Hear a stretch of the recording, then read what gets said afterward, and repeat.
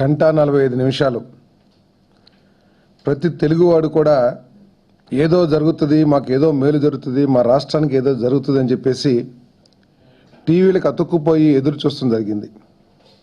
కానీ దురదృష్టం ఏమిటంటే ఎన్డీఏ ప్రభుత్వానికి ఇక్కడ కొత్తగా ఏర్పడిన రాష్ట్రం ఆంధ్రప్రదేశ్ ఉంది, అన్యాయంగా విభజించబడింది, ఆర్థికంగా సమస్యలు ఎదుర్కొంటుంది అనే ధ్యాస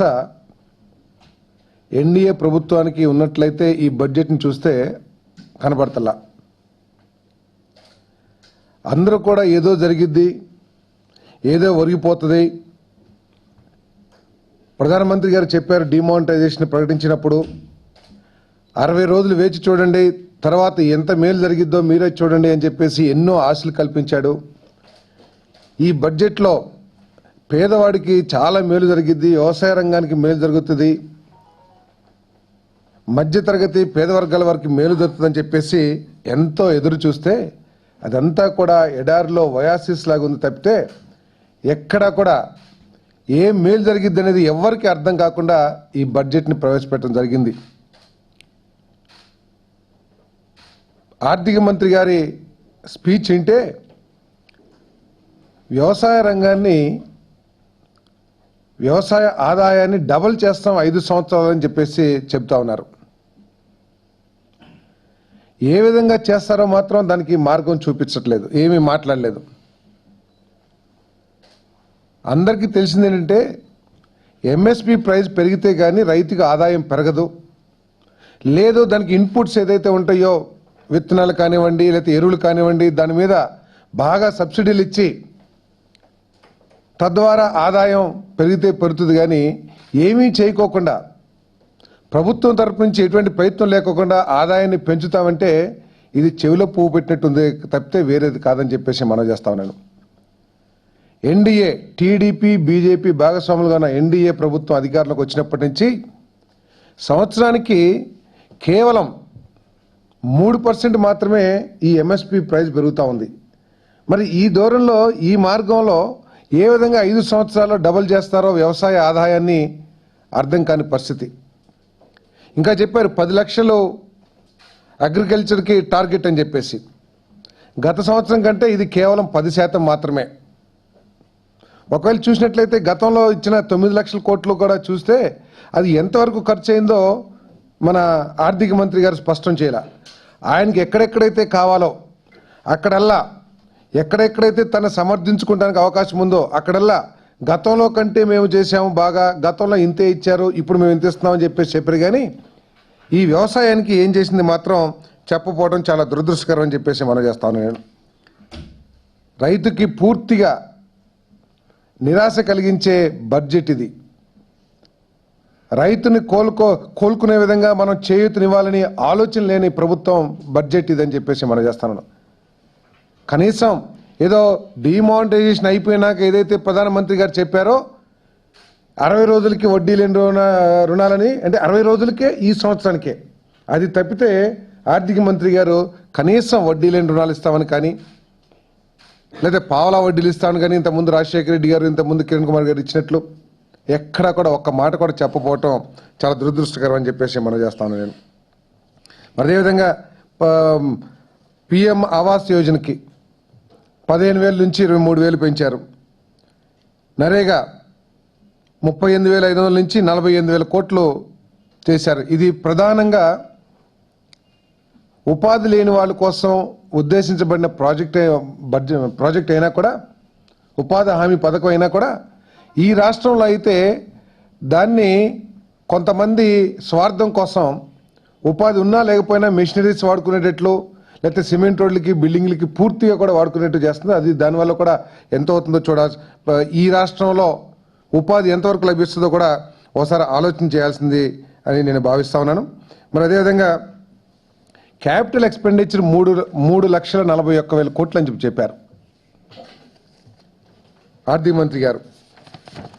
కానీ వాస్తవాలు చూసినట్లయితే డిసెంబర్ వరకు కూడా యాక్చువల్స్ ఫిగర్స్ మన కంప్యూటర్లో ఇప్పుడు ఉన్న అకౌంటింగ్ సిస్టమ్ మూలంగా మనందరం కూడా తెలుసుకోవచ్చు. ఏప్రిల్ డిసెంబర్ 2016 అంటే 9 నెలల కాలానికి వాళ్ళు ఖర్చు పెట్టింది కేవలం 1,09,131 కోట్లు మాత్రమే క్యాపిటల్ ఎక్స్పెండిచర్. ఇది గత సంవత్సరం కంటే కూడా అంటే 2015-16 కంటే కూడా 2015-16లో కంటే కూడా 1,15,322 కోట్లు 15-16లో ఖర్చు పెడితే 16-17లో 1,09,000 కోట్లే ఖర్చు పెట్టారు. అంటే దాంట్లో కూడా గత సంవత్సరంతో పోలిస్తే తక్కువగా ఖర్చు పెట్టిన పరిస్థితి ఉంది. మరి ఇవన్నీ కూడా ఈ ఫిగర్స్ అసలు ఎంతవరకు వాస్తవాలో ఎంతవరకు ఇవన్నీ కూడా అమలవుతాయో కూడా అర్థం కాని పరిస్థితి అని చెప్పేసి మనం చేస్తాను నేను. అదేవిధంగా రైల్వేకి గతం కంటే కేవలం ఒక 6-7 వేలు చాలా మార్జినల్గా ఎక్కువ బడ్జెట్ పెంచారు. 1,25,000 కోట్లు అనుకుంటాను నాకు తెలిసి రైల్వే బడ్జెట్ 1,31,000. లాస్ట్ ఇయర్ 1,25,000 కోట్లు ఉంది. అంటే కేవలం 4-5% మాత్రమే ఈ రైల్వే బడ్జెట్ పెంచారు. సరే, రైల్వే బడ్జెట్ అక్కడ పెడితే రైల్వే బడ్జెట్లో మన రాష్ట్రం అంతా ఎదురు చూస్తుంది ఏమిటంటే అమరావతికి రైల్వే లైన్లు ఏ విధంగా వేస్తారు, ఏ విధంగా ఏ ప్రాజెక్టులు ఇస్తారు. అదేవిధంగా మనందరం కూడా 5 కోట్ల మంది ఎదురు చూసేది విశాఖ రైల్వే జోన్ గురించి. దాని గురించి కనీసం మాట్లాడాల. జార్ఖండ్ గురించి, గుజరాత్ గురించి 2 ఎయిమ్స్ హాస్పిటల్స్ నిర్మాణం చేస్తామని చెప్పేసి ప్రత్యేకంగా చెప్పారు. కానీ నష్టపోయిన ఆంధ్రప్రదేశ్ గురించి మాత్రం కనీసం ఒక్కటి కూడా రిఫరెన్స్ లేకపోతాం దౌర్భాగ్యంగా ఉందని చెప్పేసి నేను భావిస్తా ఉన్నాను. నేను రైల్వే జోన్ గురించి కానీ లేదు అమరావతిని కనెక్టివిటీ గురించి కానివ్వండి, ఈ రాష్ట్రంలో కొత్త ప్రాజెక్టులు ఏదైతే మన ఆంధ్రప్రదేశ్లో రైల్వే ప్రాజెక్ట్స్ గురించి డిమాండ్ చేస్తా ఉన్నామో వాటి గురించి కానివ్వండి, ఎటువంటి ప్రస్తావన లేకపోతాం చాలా దురదృష్టకరం అని చెప్పేసి నేను భావిస్తా ఉన్నాను. మరి ఈ బడ్జెట్ చూస్తే రాబోయే రోజుల్లో మళ్ళీ రేట్లు పెంచి ప్రజల మీద భారం మోపుతారని కూడా మేము అనుమానిస్తున్నాం. ఎందుకంటే గత బడ్జెట్లో కూడా రైల్వే రేట్లు ఏమీ పెంచమని చెప్పేసి వాళ్ళు మాత్రం జూన్ జూలైలో రేట్లు పెంచేసిన విషయం అందరికీ కూడా తెలుసు. కాబట్టి ఈసారి కూడా అది పెరుగుతుందో లేదో కూడా అర్థం కాని విషయం. తర్వాత ఇంకొకటి జీడిపి 7.1% ఉందని చెప్పేసి చెప్తా ఉన్నారు. చరిత్రలో ఎప్పుడూ లేని విధంగా ఆఖరికి భారత ప్రభుత్వ సంస్థ ఆర్బీఐ కూడా 7.1% ఎట్లా వచ్చిందని చెప్పేసి అనుమానం వ్యక్తపరిచే పరిస్థితికి చాలా శోచనీయం. ఆర్బీఐ కాకుండా ప్రముఖ ఆర్థికవేత్తలు అందరూ కూడా 7.1% ఏ విధంగా సాధ్యమవుతుందని చెప్పేసి ప్రశ్నించే పరిస్థితి తలెత్తింది. ఎందుకంటే జీడిపికి మెయిన్గా కావాల్సింది ఏంటంటే industrial production, service sector, agriculture sector, ఇవన్నీ కూడా గతంలో చాలా ఈ ప్రభుత్వం వచ్చిన తర్వాత తగ్గిపోయినాయి. ఐఐపి అంటే ఇండెక్స్ ఆఫ్ ఇండస్ట్రియల్ ప్రొడక్షన్ చూస్తే మే 2014 అంటే ప్రధానమంత్రి నరేంద్ర మోడీ గారు కుర్చీలోకి వచ్చేటప్పటికి 183.5 ఐఐపి అంటే ఇండెక్స్ ఫర్ ఇండస్ట్రియల్ ప్రొడక్షన్. ప్రస్తుతం నవంబర్ 2006 తీసుకుంటే 181.2కి పడిపోయింది. అది అంటే మైనస్. అదేవిధంగా 2 సంవత్సరాలు కూడా మనకు తెలుసు, గత సంవత్సరంలో డ్రాట్ కండిషన్స్ ఉన్నాయి దేశం మొత్తం మీద కూడా అన్ని ఈ రిపోర్ట్స్ కూడా చెప్తున్నాయి. అదేవిధంగా గ్రాస్ ఫిక్స్డ్ క్యాపిటల్ ఫార్మేషన్ అది చూస్తే 2015-16లో 35.41 లక్షల కోట్లు ఉంటే 16-17కి అది 35.35 కోట్లకి పడిపోయింది. అది మార్జినల్గా పడిపోయింది. ఇటువంటి పరిస్థితుల్లో అసలు ఈ జీడిపి ఏ విధంగా వచ్చిందని కూడా అనుమానిస్తూ ఉన్నారు. తర్వాత ఇంకో పక్కన చూస్తే ఆర్థిక మంత్రి గారు చెప్తారు మాకు 17% రెవెన్యూ పెరిగిందని చెప్పేసి.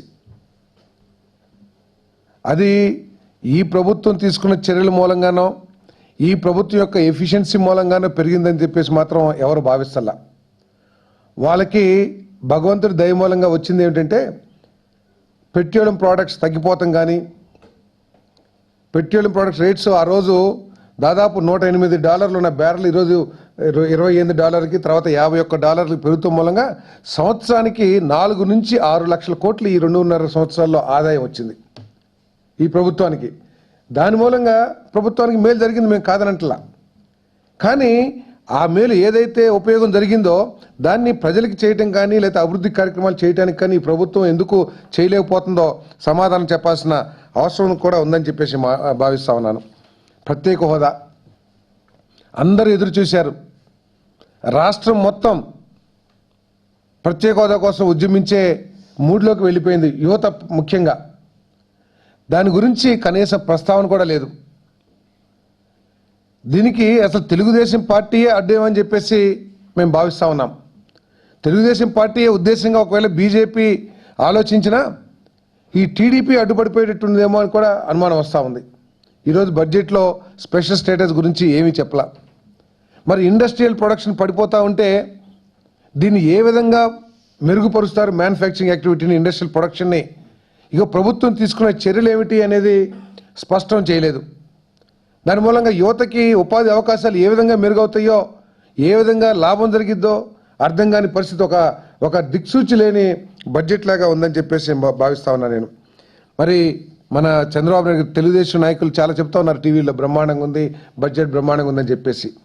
నేను అడుగుతా ఉన్నాను, డిమానిటైజేషన్ సమర్థించిన ముఖ్యమంత్రి చంద్రబాబు నాయుడు గారు, ఎన్డీఏలో భాగస్వామి, ప్రస్తుత ముఖ్యమంత్రి, వారు ఈ బడ్జెట్ చూసిన తర్వాత ఈ బడ్జెట్ మూలంగా ఈ రాష్ట్రానికి ఏదైనా మేలు జరిగిందని చెప్పేసి భావిస్తున్నారా లేదా స్పష్టంగా ఆయనే ఈ రాష్ట్ర ప్రజలకి చెప్పాలని చెప్పేసి మేము అడుగుతా ఉన్నాం. ఈ బడ్జెట్ని సమర్థిస్తారా? ఈ బడ్జెట్లో మన రాష్ట్రానికి ఏమీ జరగలేదు కాబట్టి ఇప్పటికైనా సరే కళ్ళు తెరిచి మీ నిరసనని ఏమైనా తెలియజేస్తానికి ప్రయత్నం చేస్తారా చంద్రబాబు నాయుడు గారు అని చెప్పేసి మేము అడుగుతా ఉన్నాం. మరి అదేవిధంగా మరి ఇంకా డీటెయిల్స్ అయితే పూర్తిగా ఇవ్వలేదు బడ్జెట్లో. తప్పకుండా మరి ఈ రాబోయే రోజుల్లో పార్లమెంట్లో మా పార్లమెంట్ సభ్యులందరూ కూడా ఏదైతే విభజన చట్టంలో మాకు రావాలో వాటన్నిటి కోసం పోరాటం చేస్తాం. రైల్వే జోన్ కానివ్వండి, లేదు క్యాపిటల్కి అసలు ఏమైనా బడ్జెట్ ఇచ్చినట్లు ఎక్కడైతే మాకైతే అర్థం కాల. హౌసింగ్ కోసం చాలామంది ఎక్స్పెక్ట్ చేశారు, పేదవాళ్ళందరూ కూడా మాకు గృహవసతి ఏర్పడుతుంది గ్రామీణ అదేవిధంగా అర్బన్ ఏరియాస్లో. దాని గురించి ఎక్కడ కూడా పెద్ద ఎత్తున పెట్టుబడులు ఏం పెట్టినట్టు కనపడలా, వాళ్ళకి ఏం కన్సెషన్ ఇచ్చినట్టు కూడా ఏమీ కనపడలా. కాబట్టి ఇదంతా ఎట్లా ఉందంటే, ప్రధానమంత్రి మోడీ గారు ఏ విధంగా అయితే ఆ రోజు శంకుస్థాపనకు వచ్చి ఒక బుట్టెడు మట్టి చెంబుడు నీళ్లు ఇచ్చారో అదే విధంగా ఈ బడ్జెట్ కూడా ఉందని చెప్పేసి మేము భావిస్తా ఉన్నాం. ఎస్ చేశారు, అది ఆహ్వానించదగ్గ విషయమే, దాంట్లో ఎటువంటి అనుమానం లేదు.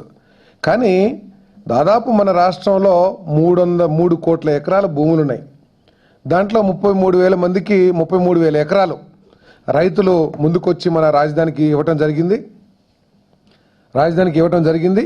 వాళ్ళకి క్యాపిటల్ గెయిన్స్ ఇవ్వటం మంచిది, ఇవ్వాల్సిన అవసరం కూడా ఉందని చెప్పేసి మేము భావిస్తున్నాం, దాన్ని ఆహ్వానిస్తున్నాం. కానీ ఆ మేలు ఎప్పుడు జరుగుతుంది? ఆ భూమి అమ్ముకున్నప్పుడు వాళ్ళకి మేలు జరుగుతుంది. ఈ ప్రభుత్వం ఈ బడ్జెట్ ఎట్లా ఉందంటే, ప్రజల సమస్యల కంటే కూడా తమ ఖజానాని ఏ విధంగా నింపుకోవాలి అనే ఆలోచనే ఈ ప్రభుత్వానికి ఎక్కువగా కనపడతా ఉంది.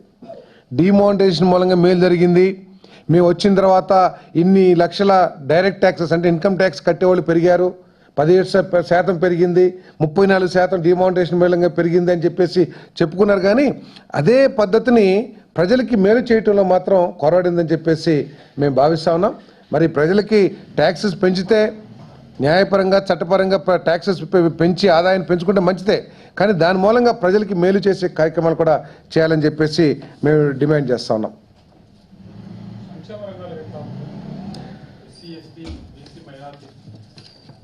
ఎస్సీ బడ్జెట్ కొంత పెంచారండి, 53,000 కోట్లకి అనుకుంటారు పెంచారు, అది మంచిదే. దళితులకి బడ్జెట్ పెంచడం.